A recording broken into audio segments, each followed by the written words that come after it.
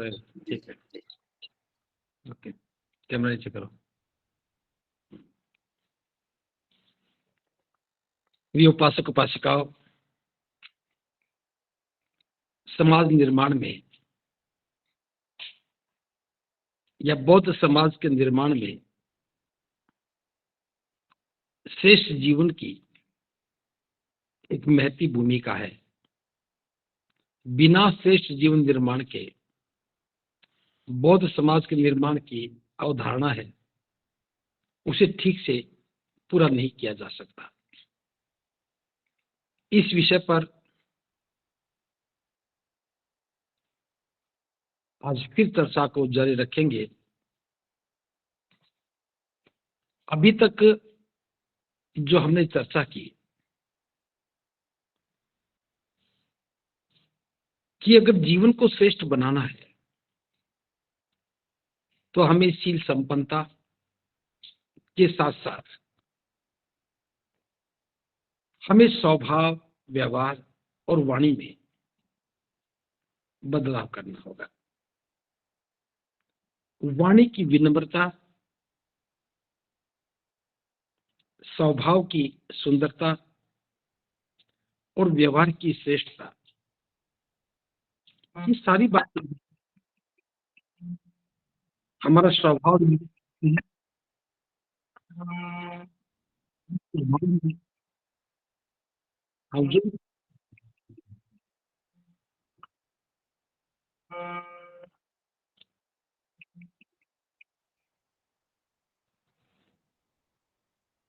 हम उसमें जो भी काम करते हैं वो हमारी सामाजिकता को प्रभावित करता है। एक श्रेष्ठ आचरण के लिए हमें जीवन के उच्च मापदंडों को स्वीकार करना पड़ता है। जब हम इस बात पर भरोसा करने लगते हैं, विश्वास करने लगते हैं कि मेरा जीवन श्रेष्ठ हो गया है, मैं श्रेष्ठ जीवन के पथ पर अग्रसर हो रहा हूं, तब उसको जांचने का पैमाना वाणी, व्यवहार और स्वभाव ही था। हमें इसी से इसके प्रभाव को जानना है।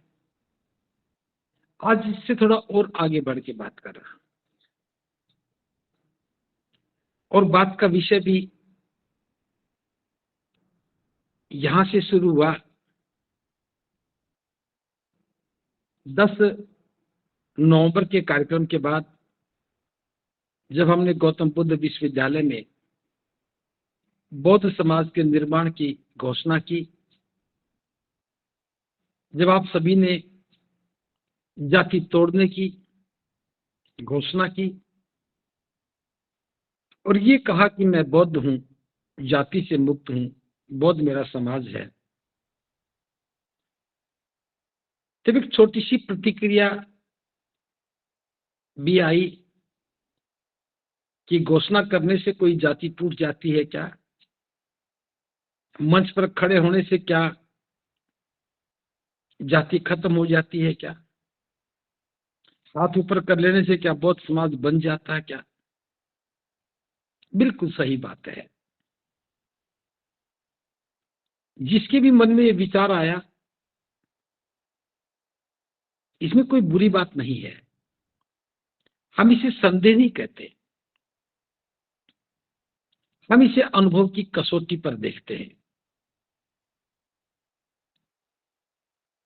ऐसा प्रश्न तो हर व्यक्ति के मन में उठना ही चाहिए। क्या घोषणा कर देने मात्र से, क्या दीक्षा लेने मात्र से, क्या हाथ ऊपर कर देने मात्र से हम बौद्ध हो गए? मैंने कहा कि मैं बौद्ध हूं, जाति से मुक्त हूं, तो क्या मानसिकता बदल गई? निश्चित रूप से इतना जल्दी ये काम होने वाला नहीं है। तो फिर कैसे होगा? तो मैं बता दूं, प्रक्रिया तो यही है, शुरुआत तो यही है। हमें घोषणा करनी ही होगी कि मैं जाति से मुक्त हूं, हमें बताना ही होगा कि मैं बौद्ध हूं, और हमें स्वीकारना ही होगा कि बौद्ध मेरा समाज है। करते हैं, जब तक मैं कहता हूं कि मैं बौद्ध हूं, जाति से मुक्त हूं, ये व्यक्तिगत विषय है। लेकिन जब मैं कहता हूं कि बौद्ध मेरा समाज है, तो फिर एक सामाजिक विषय हो जाता है। फिर मेरे साथ कुछ और लोगों की भागीदारी शुरू हो जाती है, जिनके मिलने से समाज बनता है। तो इसी जिज्ञासा को समर्पित आज का विचार है। हमें भी जांचना होगा कि हम वास्तव में हम बौद्ध बने हैं या नहीं बने। हमें भी जांचना होगा कि वास्तव में हम जाति से मुक्त हुए या नहीं हुए। इसके लिए हमें कुछ व्यवहारिक काम करने होंगे। और वो काम क्या है? जैसे प्रत्येक व्यक्ति एक जातिगत मानसिकता में बंधा हुआ है। हमें सजातीय बंधु अच्छे लगते हैं। हम सजातीय लोगों में सुरक्षा अनुभव करते हैं। सजातीय व्यक्ति चाहे कितना भी शराब पीने वाला हो, दुराचार करने वाला हो, झूठ बोलने वाला हो, चोरी करने वाला हो, लूट खसुट करने वाला हो, चुगली निंदा करने वाला हो, सभी अवगुणों से संपन्न हो, तो भी हमें लगता है कि वो तो हमारा है। ये जातिगत प्रेम जो है, ये समाज को एक जातिगत दायरे में बांध के रखता है। क्योंकि हमें इस मानसिकता से मुक्त होना है। तो बौद्ध समाज में कौन लोग होंगे? स्वाभाविक बात है कि जो बौद्ध बना है, उसे अपने अवगुणों से, दुर्गुणों से तो बाहर निकलना ही होगा। शराब पीने वाला व्यक्ति खड़ा होकर के कहे कि मैं बौद्ध हूं, बस शराब पी लेता हूं, तो उसके बौद्ध होने को चुनौती नहीं है, बल्कि समाज उसे बौद्ध स्वीकार नहीं कर सकता, क्योंकि उसका आचरण बौद्धों के अनुकूल नहीं है। एक व्यक्ति चोरी करता है, झूठ बोलता है, चुगली करता है, दूसरों की निंदा करता है, अपने आप को बड़ा बनाते हुए दूसरों को नीचे गिराने की कोशिश करता है। जिसका चरित्र, जिसका चाल चलन, जिसका व्यवहार निम्न पराकाष्ठा पे आता है, बौद्ध तो वो भी कह सकता है, लेकिन उस व्यक्तित्व को, उस चरित्र को समाज स्वीकार नहीं करता। बौद्ध होने की का पहला जो मापदंड है, वो शील संपन्नता का है। अब हम चाहते हैं कि जो बौद्ध बने, वो श्रेष्ठता के मापदंडों पर आए। इसलिए इस विषय पर चर्चा कर रहे हैं। बिना श्रेष्ठता के, व्यक्तिगत श्रेष्ठता के बौद्ध बनने का भी कोई लाभ नहीं है। अभी तक लोग बौद्ध बने, जाति की मानसिकता से बाहर नहीं निकले। जाति की तो छोड़िए, नाम के पीछे जो टाइटल लगे हैं, नाम के पीछे जो जाति की पहचान लगी है, उसे बाहर निकलते ही नहीं है। तो फिर बौद्ध होने का केवल नाटक ही होगा, बौद्ध होने का काम नहीं होगा। इसके लिए हमें करना क्या है? हमें अपने आप को जांचना है। क्या हम जातिगत प्रेम से बाहर निकल पाए? इसके लिए हमें जाति की सीमाओं से बाहर जाकर के लोगों से संबंध स्थापित करने पड़ेंगे। अब यकायक तो किसी से संबंध स्थापित होता नहीं कि दूसरे के घर में जाके बैठ जाओ कि भाई मैंने जाति तोड़ दी है, तो मैं अपने आप से आपसे बात करना चाहता हूं। मैंने जाति तोड़ी है, मैंने जाति छोड़ी है, जिससे बात कर रहा हूं वो तो जाति में ही है, तो उपास का पात्र बनेंगे। तो हम इसको समझने के लिए एक साइंटिफिक जो लॉजिक है, हमें उसे समझना होगा। हम लोग बहुत लंबे समय से एक ट्रोमा में जी रहे हैं। ट्रोमा का मतलब है कि मन की एक दुखद अवस्था से गुजर रहे हैं। हमने गरीबी के दंश को झेला है, जातीय उत्पीड़न को हमने सहा है, हमें जातीय आधार पर जो अपमान और प्रताड़ना मिली है, उससे हम गुजरे हैं। उन सब से हमारे मन की स्थिति बड़ी दयनीय हो गई। हम कृपा के पात्र बन जाते हैं। ऐसी स्थिति में अगर हम कोई घोषणा करते हैं, भूखा व्यक्ति ये कहे कि आज मैं उपवास पर हूं, तो शब्द तो अच्छा है, लेकिन पीड़ा तो भूख की है। उस पीड़ा से मुक्त हुए बिना उपवास का कोई अर्थ नहीं है। उपवास का अर्थ तो यही है कि खाने को तो भरपूर है, लेकिन आज खाना नहीं है। जब खाने को ही कुछ नहीं है, तो फिर उपवास का कोई अर्थ नहीं रहता है। तो हमारा जीवन एक ट्रोमा में बीता है, एक इस प्रकार की मानसिकता में बीता है जहां स्वतंत्रता नहीं है, जहां श्रेष्ठता का भाव नहीं है, जहां व्यक्तित्व के विकास की संभावना नहीं है, जहां प्रगति का कोई पथ भी नहीं है, जहां दुखों से मुक्ति का कोई स्रोत नजर नहीं आता। ऐसे में हम कैसे एक नए समाज का निर्माण करें? तो इसके लिए दूसरा व्यक्ति बौद्ध बना या नहीं बना, ये नहीं जांचना। हमें इस बात को जांचना है कि मैं बौद्ध बना हूं या नहीं बना। मेरे बौद्ध बनने के बाद क्या मैं सजातीय बंधुओं से अलग हो पा रहा हूं, नहीं हो पा रहा हूं? देखिए, सगे संबंध का होना एक अलग बात है, मित्रता का होना एक अलग बात है। इससे बाहर क्या मैं जाति से बाहर निकल पाया? तो इसके लिए हमें जो जरूरतमंद लोग हैं उनके साथ एक मित्रता के संबंध स्थापित करने होंगे। उदाहरण के लिए, आपके घर में बच्चे का जन्मदिन मनाना है। अभी तक हम क्या करते रहे?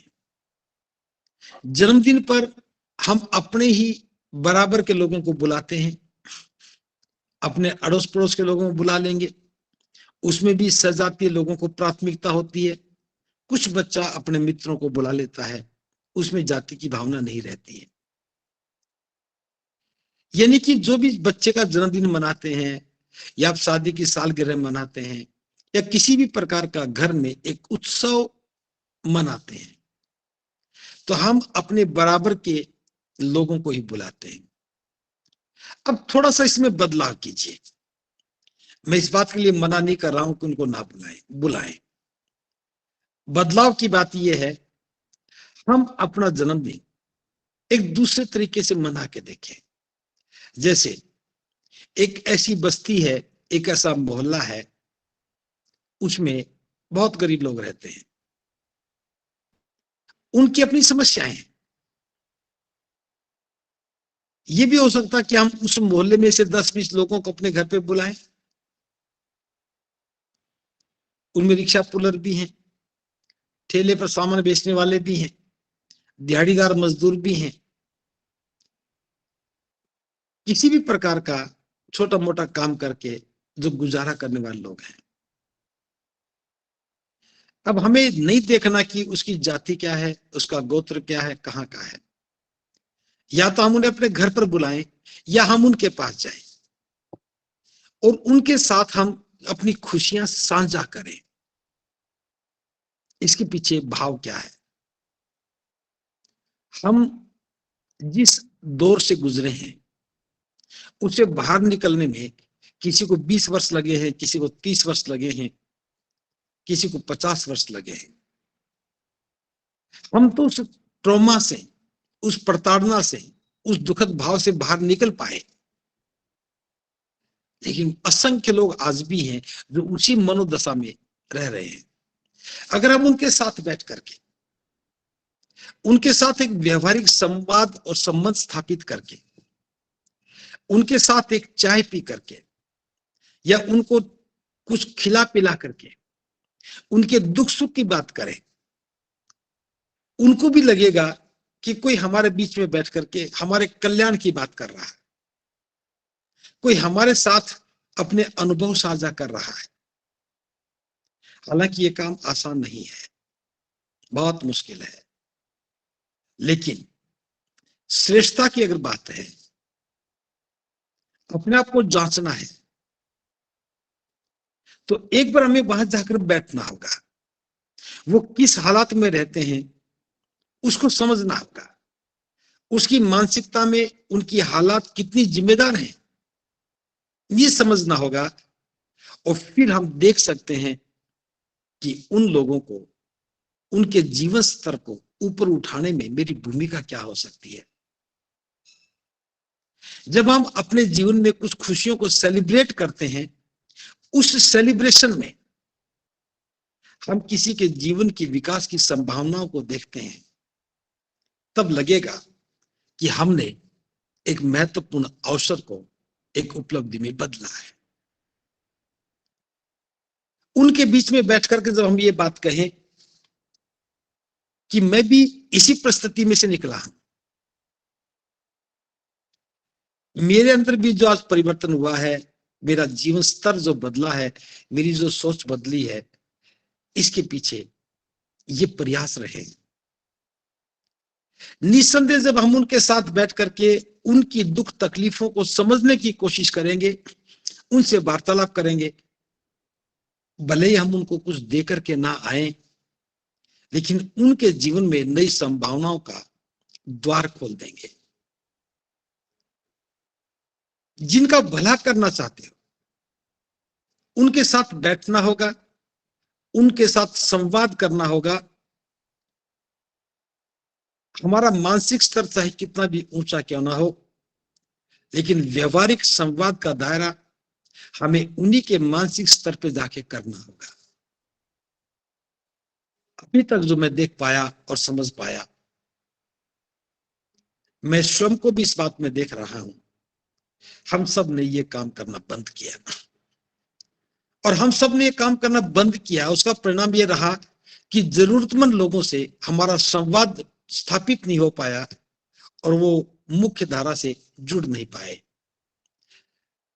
हमारे बौद्ध होने का उन्हें कोई लाभ नहीं। और जो हम जैसे लोग हैं, नौकरी करने वाले लोग हैं, साधन संपन्न लोग हैं, लोअर मिडिल फैमिली के लोग हैं, उन लोगों को लगता है कि मैं बौद्ध बन गया हूं, बस मेरा काम हो गया, समाज से मुझे क्या लेना। उसका समाज अलग है, जिस समाज की हम बात कर रहे हैं वो अलग है। तो हमें वास्तव में अगर बौद्ध समाज बनाना है तो जरूरतमंद लोगों को बौद्ध होने का एहसास करवाना होगा। हम अपने आप को जांच रहे हैं कि मैं बौद्ध हो गया हूं, क्या मैं जरूरतमंद लोगों के बीच एक संभावना का काम कर सकता हूं? क्या मैं उनके जीवन की मुख्य धारा को बदल सकता हूं? क्या मैं उनके जीवन में जो ट्रॉमा है, मैं सही शब्द नहीं निकाल पा रहा हूं, उनके जीवन में जो अवसाद है, अवसाद तो आप समझते होंगे, अवसाद का अर्थ है कि जैसे हमारे मन में एक भाव बन गया, गिरा हुआ मनोबल है, गालियां सुन सुन करके हम मानसिक संवेदनाओं के दौर से गुजरते रहते हैं, गरीबी की मार को देखते देखते, झेलते झेलते हमारा मन अवसाद में आ जाता है। तो ये अवसाद का जो मन है, ये समाज निर्माण की सबसे बड़ी बाधा है। हमें जरूरतमंद लोगों के बीच में एक संवाद स्थापित करना होगा, और ध्यान रहे ये संवाद जाति के दायरे से बाहर करना होगा। अभी तक चाहे हम किसी भी स्तर पर काम कर पाए, जाति के दायरों से बाहर नहीं निकल पाए। आज अगर विशेष जाति के लोगों में बैठे तो अगली बार किसी और जाति के लोगों में बैठना है, फिर किसी और जाति के लोगों में बैठना है। इस प्रकार से हम भिन्न भिन्न जातियों के लोगों के बीच में बैठ करके उनकी समस्याओं को जानने का, उनसे मुलाकात करने का, उनके साथ एक मैत्रीपूर्ण संबंध बनाने का हम अवसर पा सकते हैं। तो ये एक प्रयोग है कि जिनको हमें बदलना है, एक सामाजिक कार्यकर्ता के नाते, एक धार्मिक कार्यकर्ता के नाते हमें उनसे संवाद बनाना है, तो संवाद के लिए विशेष अवसर चाहिए। ये आवश्यक नहीं है कि आप अपने जन्मदिन का इंतजार करें, शादी की सालगिरह का इंतजार करें, जो भी दिन आपको लगे वो उत्तम है। रविवार का दिन भी हो सकता है, सोमवार का दिन भी हो सकता है, छुट्टी का दिन भी हो सकता है, जैसा चाहे आप करें। और एक बार में कभी भी संबंध नहीं बनते, बार बार जाएंगे तब हमारे संबंध बनेंगे। उसका परिणाम ये होगा, हम कम लगेगा कि जो महाकारुणिक बुद्ध की अनुकंपा मुझ पर हुई है, मैं उस अनुकंपा को और लोगों तक पहुंचा रहा हूं, बांट रहा हूं। जब आपके बच्चे आपके घर में बर्थडे मनाते हैं, उस बर्थडे में उन बच्चों को भी बुलाओ जो कभी बर्थडे नहीं मनाते। हम अपनी सफियत से बाहर निकल करके, अपनी सीमाओं से बाहर निकल करके, या उन बच्चों के पास जाकर के, जैसे अभी तक हम बच्चे का जन्मदिन मनाते हैं तो सारे जो मित्रगण आते हैं, पड़ोसी आते हैं, वो बच्चे को उपहार देके जाते हैं और बच्चा बड़ा खुश होता है। ये अभी तक की व्यवस्था है। जिसका बर्थडे है, जन्मदिन है, हम उसको उपहार देते हैं। अब इसका दूसरा स्वरूप देखिए। अब जिसका बर्थडे है वो अपने जन्मदिन पर लोगों को उपहार बांटे। अब उपहार बांटना दान पारमिता का अभ्यास हो गया। उपहार बांटना जरूरतमंद लोगों के साथ संबंध स्थापित करना हो गया। जैसे मान लो एक बच्चे का जन्मदिन है, बच्चे की उम्र 5 वर्ष है। अब बच्चा चाहता कि मेरा जन्मदिन मनाया जाए। आप अपने घर में जैसा करते हैं कीजिए, मैं उसकी बात नहीं कर रहा, लेकिन बच्चे को ले जाकर के ऐसी ही कैप, ऐसे ही गुब्बारे, कुछ टॉफियां, चॉकलेट, पेन, पेंसिल, रबड़ कटर, नोटबुक, वो बच्चे को देकर के ऐसी बस्ती में जाकर के बैठिए, बच्चों को इकट्ठा कीजिए और बताइए कि आज मेरे बेटे का जन्मदिन है, आओ मिल करके मनाते हैं। वो सारे बच्चों के सिर पर टोपियां उड़ा करके, एक एक बैलून दे करके, उनको चॉकलेट टॉफियां दे करके, एक पेंसिल दे दो, एक पेन दे दो। अब बच्चे के हाथ से उपहार बांट रहे हो, बच्चों को दे रहे हो। तो यहां 2 लेसन सीखे जाएंगे। पहली बात तो उस बच्चे को एहसास होगा कि जन्मदिन का अर्थ उपहार लेना नहीं है, जन्मदिन का अर्थ उपहार देना है। तो बचपन से ही बच्चे के मन में देने का भाव पैदा होगा। जैसे अभी मैंने देखा है, आप सबने अनुभव किया होगा, जब बच्चे का जन्मदिन आता है तो बच्चा पूछता है, पापा जी मुझे मेरे बर्थडे पर आप क्या गिफ्ट दोगे, मम्मी आप क्या गिफ्ट देंगी। अपने मित्रों से भी पूछता है, आप मेरे को क्या गिफ्ट दोगे। फिर वो खुश होता है कि मेरे को ये गिफ्ट मिला, ये गिफ्ट मिला, ये मिला, ये मिला। एक ग्रीड पैदा हुई, एक लोभ पैदा हुआ। बच्चे का जन्मदिन बच्चे के मन में लोभ पैदा कर रहा है। अगर हम धम्म की भाषा में इसको देखें, धम्म की भाषा में इसको जाने, तो ग्रीड पैदा हुई, लोभ पैदा हुआ। अगर जन्मदिन मनाने के भाव को बदल दिया जाए, जब बच्चे का जन्मदिन हो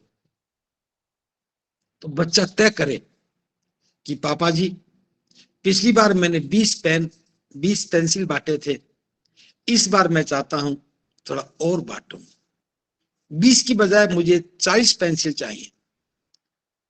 और ये मैं उन लोगों को बांटूं जिनको पेंसिल की आवश्यकता है, जिसको पेन की आवश्यकता है, जिसको नोटबुक की आवश्यकता है। मैं उनके साथ टॉफियां, उनको टॉफी शेयर करूं। अब जिसके बच्चे रोज चॉकलेट खाते हो 20 रुपए की, उसके बच्चे को 5 रुपए की चॉकलेट देकर के आप खुश नहीं कर सकते। लेकिन जिस बच्चे ने कभी चॉकलेट ना खाई हो, उसको अगर 5 रुपए की चॉकलेट मिलती है तो उसके भाव और भंगिमा को आप समझ सकते हैं कि कैसा अनुभव कर रहा होगा। मैं एक छोटा सा अनुभव साझा कर रहा हूं, मेरा कोई विशेष मंतव्य नहीं है, लेकिन जो अनुभव करते हैं उसे बताना जरूरी हो जाता है। कुछ दिन पहले की घटना है, मैं मध्य प्रदेश के रीवा जिले में कुछ स्तूप हैं, उनका अभी देउर कुठार जगह का नाम है। वह मेला लगता है। मैं अक्सर हर वर्ष वहां जाता रहता हूं, वो बुलाते रहते हैं, तो वहां मेला लगता है, तो मैं भी मेले का मूल्यांकन कर रहा था, घूम रहा था। खरीदना कुछ नहीं होता, लेकिन बस देखने के मकसद से कि मेले में क्या बिकता है, क्या सतर है। तो मैं देख रहा था कि एक बच्चा आता है, वो तोता, प्लास्टिक का सा तोता था। उसने पूछा है कितने रुपए का है? उसने कहा 20 रुपए का। बच्चा पूछता है और चला जाता है। मैं उस बच्चे को देख रहा था कि कहां जाता है। वो काफी देर तक दुकान से दूर खड़ा होकर के इधर उधर देखता है और फिर आगे बढ़ जाता है। मैंने 10 तोते लिए, उस बच्चे के पीछे पीछे गया और मैंने एक तोता उसको दे दिया। यूं ही मैंने उसको उस तोता दिया, वो इतना खुश हुआ, आप कल्पना नहीं कर सकते। एक 20 रुपए का उपहार उस बच्चे को मिला, जिसकी उसके मन में इच्छा थी कि मैं इसे खरीद लूं। उसके पास संभवतः पैसा ही नहीं होगा, या होगा तो 10 रुपया होगा, वो नहीं खरीद पाया। जब मैंने उसको दिया तो इतना प्रफुल्लित हुआ कि मैं उसके प्रफुल्लित होने की घटना को बयान नहीं कर सकता। विशेष भी मैंने बच्चों को बांट दिए।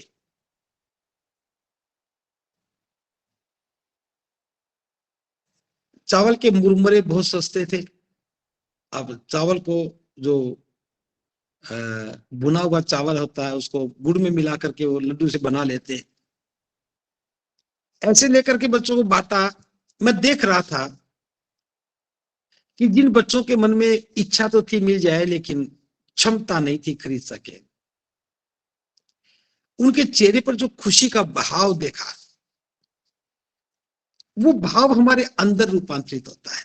हम उस भाव को समझने लगते हैं।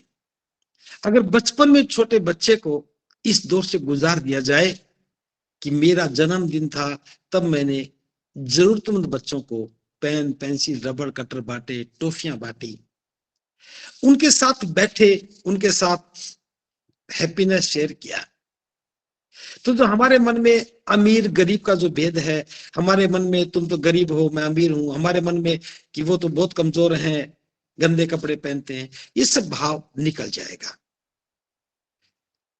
और ये अभ्यास हो गया।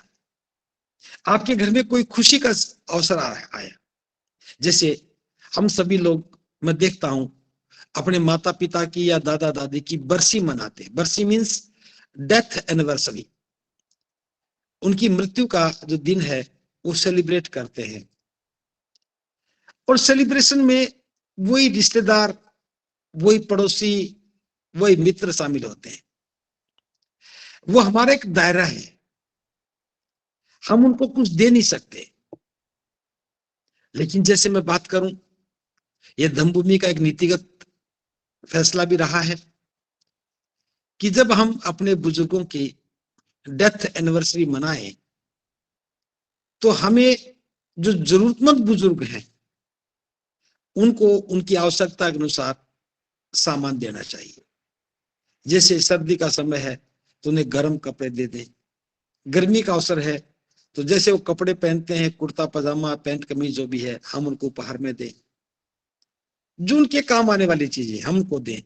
आप देखेंगे कि जो जरूरतमंद व्यक्ति है, बुजुर्ग है, जो घर में उपेक्षित है, अगर जब हम उसको उपहार देते हैं और एक शब्द कहते हैं कि आप में मैं अपने पिता की छवि देखता हूं, आप में मैं अपनी मां की छवि देखता हूं, आपके मन में जो भाव पैदा होता है, उनके मन में जो भाव पैदा होगा, ये समाज के निर्माण में एक बॉन्डिंग का काम करेगा।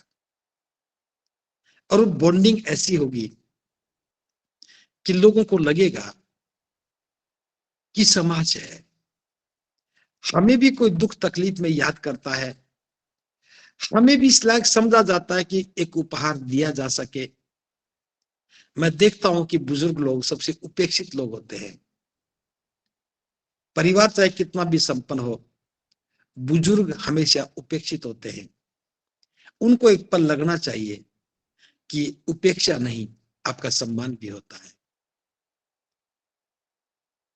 जरूरतमंद महिलाओं को पहनने के वस्त्र दे दिए जाएं, उनकी भी जीवन में उमंग आ सकती है। तो हम जो समाज का उपेक्षित वर्ग है, जो सुरक्षित वर्ग है, जिसके पास जीने के अच्छे संस्कार नहीं है, जिसके पास जीने का सही सलीका नहीं है, जो बेबसी और लाचारी की मार को झेलते रहते हैं, उनसे हम संवाद बनाएं, उन्हें अपने साथ जोड़े। आप देखिए, जो हम करुणा की बात करते रहे, ये करुणा का एक सही स्वरूप होगा। ये करुणा का जो भाव है, ये हमें समाज में नए संबंध स्थापित करने में सहायक होगा। और जब हम ऐसा करते हैं तो जातियों की सीमाएं टूट जाती हैं, क्योंकि ऐसी जो बस्तियां हैं जहां गरीब लोग रहते हैं, वो कोई एक जाति के लोग नहीं रहते। शहरों में तो खास तौर से कहीं कहीं से आकर लोग बस जाते हैं। गांव में भी हो सकता है कि मोहल्ला विशेष जाति का हो, लेकिन जब हम कोई इस प्रकार का आयोजन करें तो अलग अलग मोहल्ले से लोगों को बुला के कर सकते हैं। इसके साथ साथ हम उनके साथ बैठ करके चाय पीने का भी काम करें, उन्हीं के घर में चाय पिए। भले हम उन पर आर्थिक बोझ ना डालें, लेकिन उनको साथ बिठाकर चाय पिए, फिर उनकी तकलीफों को सुने कि आपके घर में क्या परेशानियां हैं। और मैं एक बात कह रहा हूं, ये कोई समस्या ऐसी नहीं जिसका समाधान ना हो। हर समस्या का समाधान है, बस आपका एक सकारात्मक भाव चाहिए।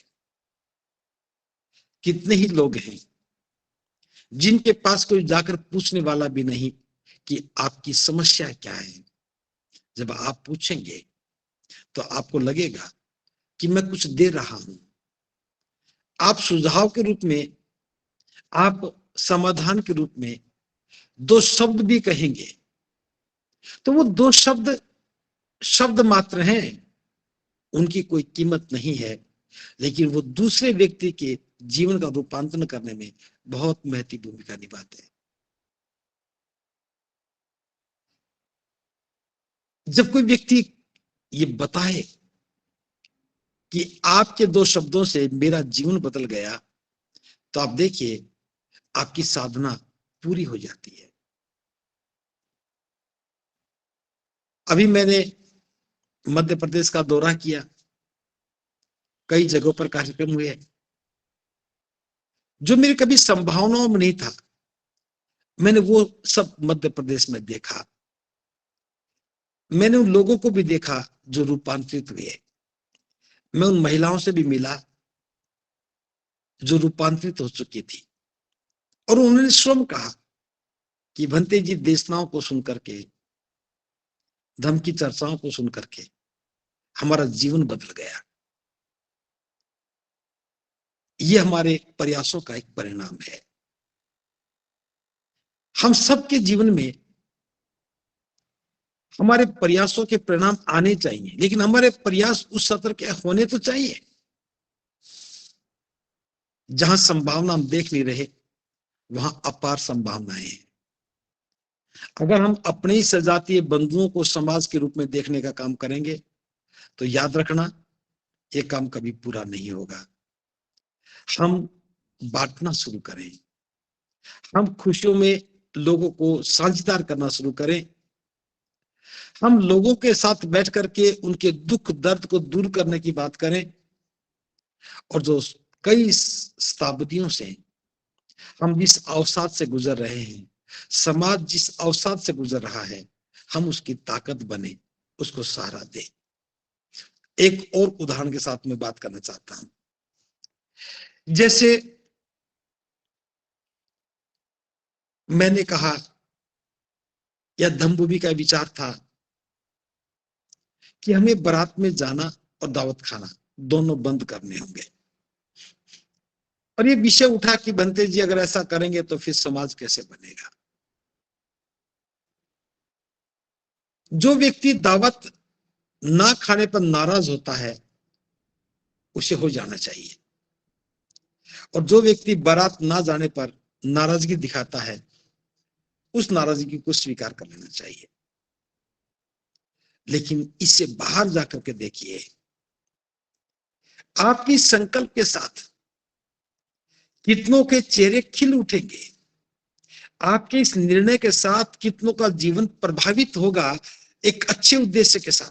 जैसे हमने कहा कि शादी में जाना बंद करो और दावत खाना बंद करो, सीधा सा अर्थ यह है शादी में फिजूल खर्ची बंद करो और शादी को दिन के उजाले में करो, दिन के समय में करो, और बारात जाना ले जाना नहीं, बैंड बजाना नहीं, घर में शादी करो।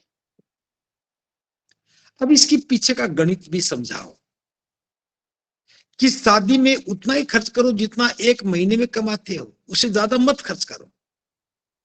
कर्ज लेकर के कोई आयोजन नहीं करना, ना टेंट लगाना, ना दावत खिलानी, कुछ नहीं करना। बहुत साधारण तरीके के साथ शादी करो, क्योंकि विवाह का अर्थ दो परिवारों के बीच में आपसी समझौता है। अमुक लड़का और अमुक लड़की आज के बाद जीवन साथी के रूप में साथ साथ रहेंगे, ये विवाह है, ऐसा बाबा साहब ने कहा। अब हमें समझाना चाहिए कि शादी का मकसद दो बच्चों को ग्रस्त जीवन में साथ साथ रहने की अनुमति देना है। तो अनुमति के लिए जरूरी नहीं कि हम बड़ा टेंट लगा करके दें, जरूरी नहीं कि हम बड़ी बारात बुला करके बड़ी दावत करके दें। हम समाज के 10, 20, 50 प्रतिष्ठित लोग हैं, उनको बिठा करके सगे संबंधियों के बीच में एक घोषणा करना मात्र है और ये काम हो सकता है। जब हम कहते हैं कि मैं बारात नहीं जाऊंगा और दावत नहीं खाऊंगा, तो जो गरीब व्यक्ति है, जिसके पास धन नहीं है, जो कर्ज की जिंदगी जी रहा है, बच्चे की शादी में उसे दिन रात नींद नहीं आती है, उस व्यक्ति को एक सहारा मिलेगा कि ऐसे व्यक्ति जब बारात में नहीं जाते हैं, दावत नहीं खाते हैं, तो फिर मैं दावत किसके लिए करूंगा, मैं क्यों बारात बुलाऊंगा। तो ठीक है, मैं भी बारात नहीं जाऊंगा, दावत नहीं करूंगा। ये संकल्प एक से दूसरे दूसरे तीसरे होते संकल्प आगे बढ़ता है, तो समाज में विचार स्थापित होता है। लेकिन जब हम अपने जैसे लोगों के बीच में बात करते हैं तो बहुत किंतु परंतु होंगे। हमारे पास कौन आएगा, नहीं आएगा तो क्या शादी नहीं होगी।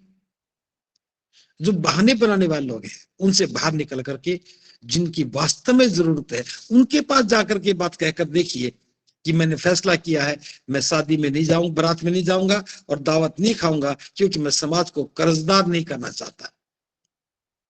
मैं किसी व्यक्ति को कर्ज में धकेलना नहीं चाहता। ये मेरी नैतिक जिम्मेदारी है कि जिसकी शादी हो रही है वो कर्ज से मुक्त रहे और सम्मानित और सुखी जीवन जिए। तो मैंने ये फैसला सामाजिक हित में लिया है, किसी की प्रतिष्ठा को ठेस पहुंचाने के लिए नहीं। आप देखेंगे बहुत बड़ा समाज का एक तबका है, बहुत बड़ा समाज का हिस्सा है जो हमारे इस विचार को सर आंखों पर बैठाएगा, वो स्वीकार करेगा। हमारे संकल्प में उसका संकल्प भी शामिल हो जाएगा और वो कहेगा कि मैं अपने बेटे की शादी ठीक ऐसे ही करूंगा, मैं अपनी बेटी की शादी ऐसे ही करूंगा और हमारा आंदोलन सफल हो जाएगा। समाज को बहाना चाहिए, समाज को सहारा चाहिए, समाज को दिशा चाहिए, समाज को समर्थन चाहिए, समाज को सहयोग चाहिए। और ये सब चीजें हमें अपने आप को जांचने में भी सहायक बनेंगी, विचार की स्थापना में भी सहयोगी बनेंगी, और इसके साथ साथ समाज निर्माण में इसकी एक महती भूमिका हो जाएगी। आपका स्वभाव, आपका व्यवहार, शील संपन्नता, ये सब उच्च पराकाष्ठा की थी, लेकिन जांचने का भी अवसर मिलना चाहिए। अभी तक हम ले रहे थे, अब देने का भी अभ्यास करना चाहिए। जब भी कोई महत्वपूर्ण अवसर आए हमें देना चाहिए। अभी सर्दी का समय है, सर्दी बढ़ गई है। बहुत सारे ऐसे परिवार हैं जिनके घरों में बहुत सारे गर्म कपड़े पड़े हैं, एक साल में 2 महीने पहनने के लिए होते हैं, और कपड़े इतने ज्यादा होते हैं कि बहुत सारे कपड़ों का तो नंबर भी नहीं आता। ज्यादा कपड़ों से दुखी रहते हैं। मैं ये नहीं कहता कि पुराने कपड़े दो, लेकिन पुराने कपड़े अगर आपके घर में काम के नहीं है तो जरूरतमंद को दे दो। अपने लिए खरीद रहे हो तो एक स्वेटर या एक छोटा सा शॉल या एक गर्म चादर किसी को उपहार में भी देके देखो। मैं फिर कह रहा हूं, अपनी करुणा और मैत्री को जांचना है तो हमें दान पारमिता से गुजरना होगा। अपनी प्रज्ञा को जांचना है तो दान पारमिता से गुजरना होगा। दूसरों का कल्याण करना है तो कल्याण की भावना से हमें ओतप्रोत होना होगा। और अगर हमें समाज का निर्माण करना है तो नई संभावनाओं और नए लोगों को भी साथ में जोड़ना होगा। और ये सब हमारे मन को भी मजबूत करेगा, हमें मन को जांचने के लिए भी कहेगा। मैं एक छोटा सा उदाहरण और देना चाहता हूं, यद्यपि समय हो गया है। बहुत साल पहले की बात है, जब मैं भिक्षु नहीं बना था, लगभग 20 वर्ष से ज्यादा समय हो गया। हमारे कुछ मित्र थे, अधिकारी थे, वो किसी गांव में जा रहे थे। मेरे को भी संदेशा मिला तो मैं भी साथ हो लिया। दोपहर का समय हुआ, बातचीत करने के बाद खाना खाने के लिए बैठे तो सबने अपने अपने टिफिन खोल लिए। मैं ही ऐसा था जिसके पास टिफिन नहीं था। उन्होंने कहा चलो हम आपके लिए एक भोजन शेयर कर लेते हैं। मैंने कहा मैं ऐसा नहीं करता हूं, मैं जिसके लिए काम करता हूं उन्हीं का ही खाता हूं। अब जिस घर में बैठ करके हम मीटिंग कर रहे थे, उसी के घर से जो खाना मिला मैंने वो खाया। जो मेरे साथ गए थे वो पानी भी साथ लेकर के गए थे। उन्होंने कहा पानी भी हम अपने घर का लाके पीते हैं। मैंने कहा कि मैं तो पानी भी यहीं का पीऊंगा। मैं इस बात को इसलिए बता रहा हूं, जिसका भला करने जा रहे हो उसका खा नहीं रहे हो, उसका पी नहीं रहे हो, तो फिर समझ जाओ आप एक इंसुलेटेड वायर की तरह से हैं। जो बिजली का तार होता है उसके अंदर करंट बहता है, लेकिन बाहर उसके रबड़ लगा होता है, उस बाहर अनुभव नहीं होता। हम जिस व्यक्ति से मिलने जा रहे हैं, बात कर रहे हैं, उसके साथ संबंध नहीं बनता हमारा। वो हमारी बात भी सुनेगा, हमारा सम्मान भी करेगा, हमारी आओ भगत भी करेगा, लेकिन मन में उसके कुंठा रह जाएगी। वो आए थे, मेरे घर की चाय नहीं पी के गए, वो आए थे, मेरा तो पानी भी नहीं पिया, वो आए थे, मेरा तो खाना भी नहीं खाया। इसका मतलब जुड़ाव की जो संभावनाएं थी वो छीन हो जाती है। अगर इस प्रकार का किसी का विचार है तो मैं ये बात इसलिए कह रहा हूं, जिसका भला करना चाहते हो उसके साथ संबंध तो बनाना होगा। और संबंध में ये पानी पीना, चाय पीना, ये सब होना ही चाहिए। अगर नहीं है, इसका मतलब आपके मन में कुछ और भाव है, उसके मन में और भाव है, दोनों के बीच में सामंजस्य नहीं है। आप कहेंगे कि वो गंदे रहते हैं, इसका मतलब हम अच्छे रहते हैं। आप कहेंगे कि उनके वहां हाइजीन नहीं है, इसका मतलब हमारे हाइजीन है। एक गैप हो गया, संबंध बनाने की प्रक्रिया में एक बाधा उत्पन्न हो गई। जब तक अगर आपको लगता है कि हाइजीन महत्वपूर्ण है तो पहले दिन उनको हाइजीन सिखाओ। आपको लगता है कि निजी स्वच्छता जरूरी है तो आप पहले दिन उनको स्वच्छता सिखाओ। आपको लगता है कि लाइफ स्टैंडर्ड होना चाहिए तो उनको जीवन का एक सलीका सिखाओ। पहले हम सिखाएं, फिर उनके साथ बनाएं। कोई बुरी बात नहीं है, लेकिन कोई कब सीखेगा? जब आप उनको सिखाओगे। उनके घर पर जाकर के उनकी चाय नहीं पी सकते तो इतना तो कर सकते हैं, अपने घर पर बुला करके उन्हें चाय पिला सकते हैं। जब हम अपने घर पे बुला के चाय पिलाएंगे तो एक तरफ से हमारा संबंध बन गया है कि उसने मेरे घर की चाय पी, मुझे अपनी दान पारमिता का भाव मिला, मुझे संबंध बनाने का ऑफर मिला। लेकिन ये संबंध कब पूरा होगा? जब उसी भाव में हम कहेंगे भी तेरे घर हम चाय पीने के लिए आ रहे हैं, तो फिर वो वैसी तैयारी करेगा जैसा हमने उसको सिखाया। आप देखिए, मैं जो कल्पना कर रहा हूं उसको मैं समझ रहा, मैं जो बता रहा हूं आप क्या समझ रहे हैं ये आप जानते हैं, लेकिन ये एक खुला विषय है। बौद्ध समाज बनाना है तो उच्च मापदंडों के साथ, श्रेष्ठता के भाव में, लेकिन करुणा और मैत्री के व्यवहार में जब हम बात करेंगे तब जो संबंध बनेगा ये व्यक्ति को निश्चित रूप से ऊपर उठाएगा और तभी हमारा विषय पूरा होगा। तो मैं समझता हूं आज बस इतना ही कि समाज के निर्माण के लिए हमें कुछ व्यवहारिक दौर से गुजरना होगा, उसके लिए हमें ये सब काम करना होगा। इन्हीं शब्दों के साथ आपने मेरी बात को बड़े ध्यान से सुना। आप सबका मंगल हो, सबका मंगल हो, सबका मंगल।